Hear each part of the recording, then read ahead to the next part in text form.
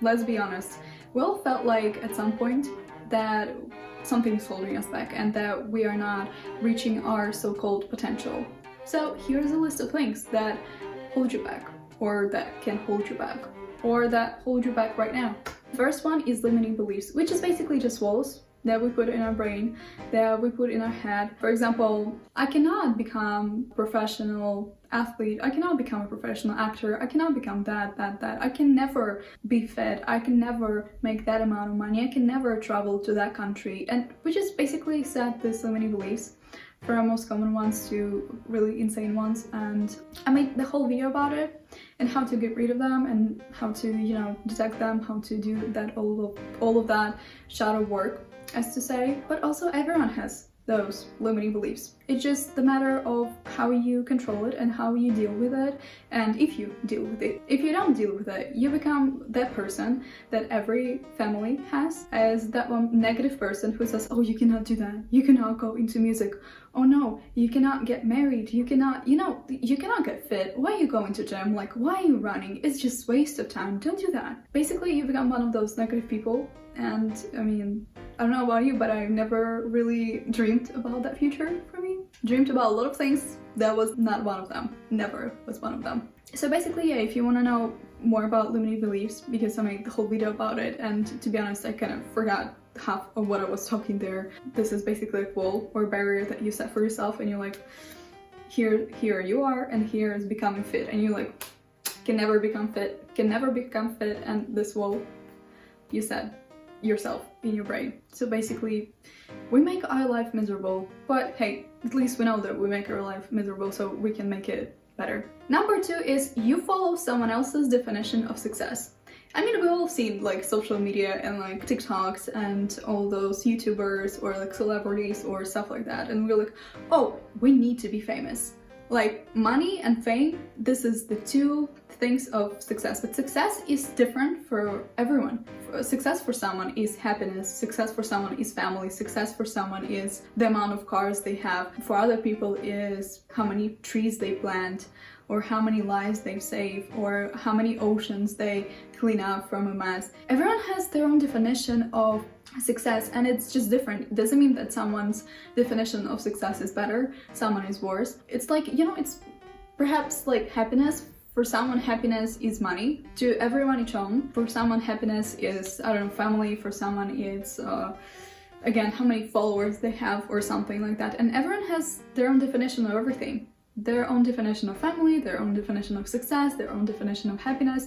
And following someone else's like definition of success, like getting rich and getting famous, is, if you're not fulfilled with that, it just, you know, you're gonna struggle all your life, like for someone else's definition of success. And do you really want to do that? Do you really want to follow someone else's definition of success? For someone, definition of success is how many people like you, you know, and those are people pleasers. And there are a lot of people that when you go into something, they're like, what will people think about you? For them, success is how many people like them. And, you know, we can argue that some of those definitions are bad subjectively, but, you know, it's just all subjective. So you just need to find out what is definition of success is for you.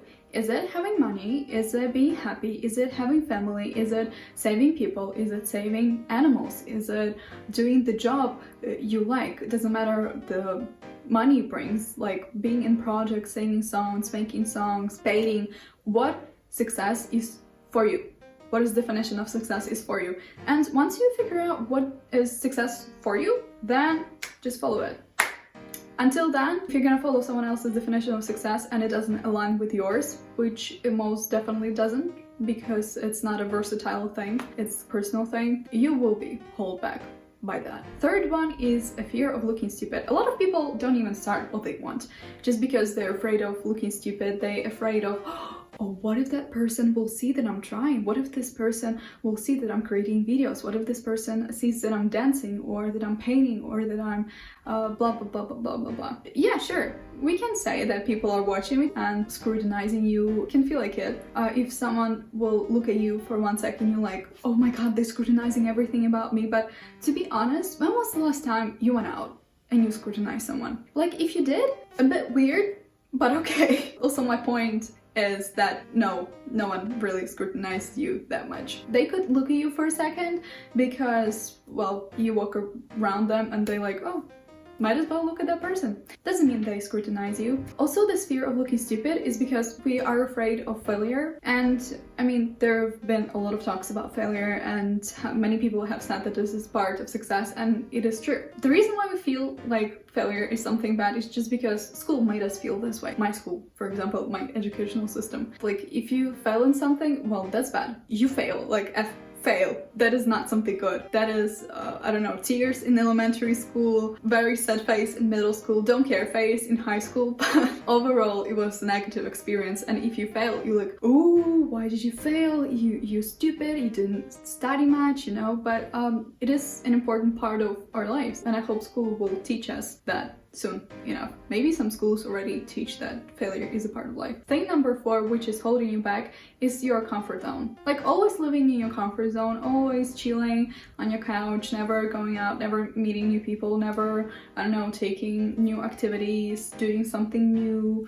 I don't know, even for example, watching a movie out of your comfort zone, or going a different road from your school to your home, or from your home to whatever you're going to. Comfort zone is gonna kill you. I think faster than not comfort zone, but also you have to be smart outside of your comfort zone, because many people can get a little crazy with it, and they're like, oh, it's 11 p.m. on a Wednesday night, I don't know how to swim, and I'm gonna go, you know, skinny dipping in this ocean, and I don't know how to swim. That is a stupid example. I know that. I made it up. This example is stupid, but I think you get the point. Our growth happens outside of our comfort zone. Doesn't matter what anyone says to you, but like, every aspect of growing happens when you are outside of your comfort zone. When you, I don't know, go to the gym when you really don't want to, when you eat healthy food, when you really want to just eat chips and watch new season of Bridgerton, which hasn't come out, but you really want to watch it. When, I don't know, I mean, I guess it's self-explanatory. I don't know why, you know, was babbling so much about it. Okay, number 5 is lack of self-confidence. When a person is not self-confident, they don't feel like they deserve things. They don't feel like they deserve to be with anyone that is good toward them. They do not feel like they deserve to earn that amount of money. They just feel unworthy. And that is like definition of low self-esteem, is that the person just feels worthless. And yeah, we get it. We all know what it is. At some point of our lives, we had low self-esteem and we struggled with that. And maybe you're in a period of your life when you struggle with that. But ultimately, self-confidence, what it's about is about keeping promises to yourself. It's just saying like, I'm gonna wake up tomorrow at 5 a.m. to go for a run. And you do go out tomorrow for a run. And even if you don't hold a grudge against yourself. Like, oh, you're so stupid, you didn't go for that run, you could have changed your life. But again, I'm here, I'm eating chips on this couch waiting for Bridgerton to come out. You also have to forgive yourself when you don't. Because you're not a robot. You're not gonna do it perfectly every time. Doesn't matter how many TikTok edits with those like men yelling at you at the screen, tell you that discipline, never fail, whatever, stuff like that. Personally, I don't like watching those videos because I don't like people screaming at me, but the point is, you're gonna break your word in some way. But you have to try not to. Like, there are gonna be a little slips here and there, and you have to have self-compassion. You have to forgive yourself. You have to love yourself enough to just like say, okay, that was just a bad moment in the day, in my life, and I will make it up to myself tomorrow. I'll go to the gym, I'll eat healthy. Not like tomorrow I'm gonna start everything. No, you're gonna sleep because you're not a robot. You're not some mechanic thing that just does everything perfectly 100% of the time. And if, for example, your alarm didn't go off because your phone died, don't be mad at yourself for that, you know. If you slept in 30 minutes more or 3 hours more, that doesn't really define one thing, doesn't really define your whole existence. Like, for example, if you did something that you said to yourself, I won't do it, don't hold a grudge against yourself. Just forgive yourself and try to do better day by day, hour by hour, minute by minute, and just hold those promises to yourself. Ultimately, self-confidence is more than just keeping promises to yourself, but I think it's the main point of self-confidence. I have also a video about self-confidence. I'm gonna put it somewhere here so you can watch it too. So the next thing that holds you back is lack of inner work. Because how do you know what is your potential, quote unquote, or what are you holding back from, or something like that. If you don't really know who you are, because so many people think that they know themselves just because they always been themselves, just because they always saw their reflection in the mirror, just because they always, you know, saw themselves grow up, change, and do that. They think that they know themselves, but you don't really. If you're not gonna ask yourself questions that you ask people when you try to make friends, you're never gonna know yourself. Do you know what is your favorite movie and why is it your favorite movie? What is your favorite music and why is it your favorite music? Why, when that person talks about that subject, it triggers you? You need to know all these like little moments, and I know it was just easy examples, you know. I hope you know your favorite movie, I hope you know your favorite music and why it triggers you, but it ultimately much more than that. It ultimately just knowing yourself, just getting to know yourself every day, day by day, because you change. And if you, I don't know, reflected on that question a year ago, you need to reflect it on it now also, because you changed and you just need to know yourself. You just need to know what makes you happy, observe yourself, what makes you happy, what makes you sad, what makes you frustrated, what makes you, basically journaling and observing yourself and being in the moment, and also, yeah, things like that. Because when you don't know who you are, when you don't know yourself, you're gonna accept whatever anyone is talking about you. If someone comes to you and says, oh, you would be a great dentist and you always want to be a singer, but you never, like, you know, took a time of your day to respect your decision, to respect your own opinion, to put your opinion first, then you will be like, yeah, sure, I'll be a dentist. And you know how many artists, how many amazing people, how many amazing inventions we have lost as a society just because a lot of people didn't know themselves. And it's not really their fault because it wasn't really well spoken about until recently. But since it's well spoken now, you can really go to Pinterest and like find those journal prompts about getting to know yourself better.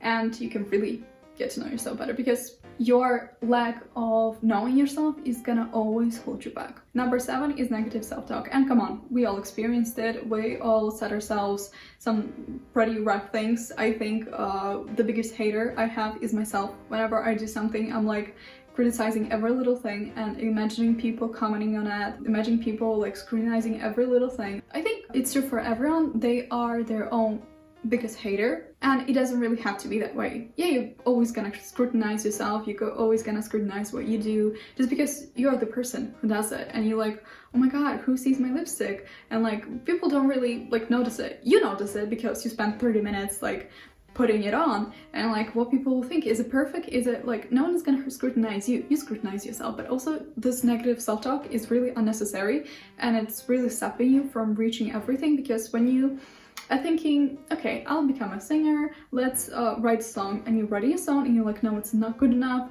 it's really cheesy, and you in your head about it. And a lot of creative people in creative workspaces can feel that way, like be in their head because of something they're creating. And a lot of people, I think, outside of creative works can feel that way. And the thing that can help you with negative self-talk is affirmations. Basically, by saying affirmations in the mirror, your brain produces dopamine, and that positive dopamine is associated with you. So you're basically replacing that negative self-talk with dopamine and the image of you, because you're looking in the mirror.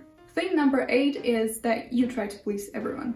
That will for sure hold you back, because there will be a lot of people that will be like, oh, you want to become a singer? Don't do it. Like, it's just a waste of time. Oh, you want to become a doctor? Don't do it. It's hard. You want to become a lawyer? Oh, a lot of hours. You want to become an actor? Oh, a lot of rejections. You want to become a mom? No, you're not really fit to be a mother. Like, you're so reckless. There will be like a lot of people to every decision that you make in your life that will basically criticize you. And in most cases, those people are your family members. And that is sad.